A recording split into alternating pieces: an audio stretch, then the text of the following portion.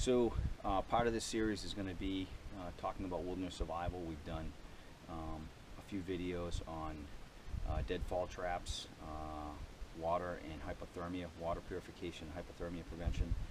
This week we're going to talk about land navigation. Part of wilderness survival is being able to navigate, being able to find your way to a point, being able to find your way back to a point, and then hopefully being able to know where you are at all times in the field when you're hiking or when you're on the woods. So I'm going to talk about 3 different basic compasses, and then I'm going to talk about 2 GPSs that I use. I've been teaching land navigation for years for different organizations, search and rescue teams, emergency management teams, and for military and law enforcement. The first basic compass that I would talk about is your regular free-floating needle compass that you can purchase pretty much anywhere. This one comes from Walmart. It's about 15 bucks. You want to make sure it's got a free-floating needle. You got a moving bezel with all the degrees of the compass. And I'm going to actually do a series on land navigation. This compass has several different scales on it: 1 in 24 thousandths, 1 in 63 thousandths, 1 in 24, 1 in 25 are the most popular scales. It has magnifying glass and a lanyard. The basic things you want on a compass. That's the first basic compass. The next one is your typical military Lensatic compass that every soldier, Marine, anyone in the Air Force that's in special operations and naval special operations is issued, and that's your military style Lensatic compass. Basically all the same things as the other compass. This one has a scale of 1 in 50 thousandths, which is the most popular map that we use in the military. And again, a moving bezel that clicks on each 3 degrees, luminescent indicators on the actual dial, and again, a lanyard so you don't lose your compass. The next one's got a few more bells and whistles. This one's by Brunton, and I'm going to put links in the description for each of the items I'm talking about. But this one's by Brunton, and this one has a few more bells and whistles. And when I talk about land navigation, when I actually do the series, I'm going to actually describe a few things and talk about how to do back azimuths. And this compass actually is equipped with your back azimuth. It also has adjustable declination. It has several different scales in it.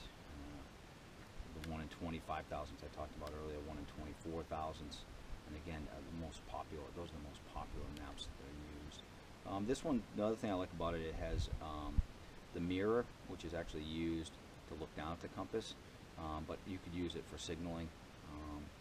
And again, this one comes with a lot of training cards on it to actually tell you how to use the compass. This one is a little more expensive. This is the Brunton Eclipse model, and runs about 70 bucks. So this one is a little more expensive, and again, comes with a lanyard, which you want to make sure you have. So let's talk about GPSs. So I carry 2 GPSs, one for recreational and one for military. This one is I've used in the military and for recreational. This is the basic Garmin Etrex. This one has everything you need for basic navigation with a GPS. Now, a GPS has its limitations, and again, that's why I teach map and compass and navigating with a map and compass, because even in this environment in Vermont, the canopy can get pretty thick, and I lose GPS signal. So, but the basic one is the Garmin Etrex. Simple to use. Again, I'll put a link in the description. And when I do my land navigation tutorial, I'll actually show you how to use the Garmin Etrex. The nice thing about this is it actually keeps track of your routes,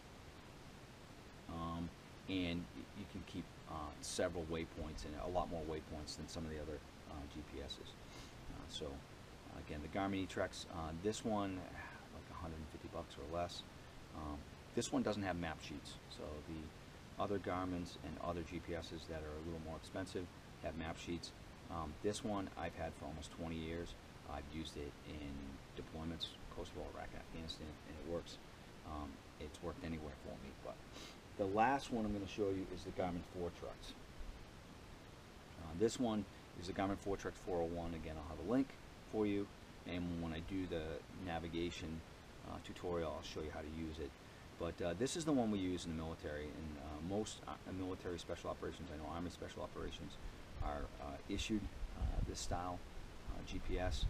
And the great thing about this is it's small, you can go right in your wrist, and you can navigate with it. It doesn't have some of the features that the Garmin Etrex has and some of the other Garmins, in that it doesn't show routes. So you're going to just plug in your grid coordinate, your go-to, and it's going to give you a time on target, time that you're going to arrive. And there's some other features too. This one has altimeter on it and whatnot. So again, that's what I carry for basics. I always have a compass and a GPS whenever I'm out in the field. I suggest you do the same, whether it's a different type of GPS or a different type of compass. Just make sure it has the basics, and you should always have it whenever you're out in the field. Other than that, remember, a simple life is an easy life. Enjoy your small cabin living.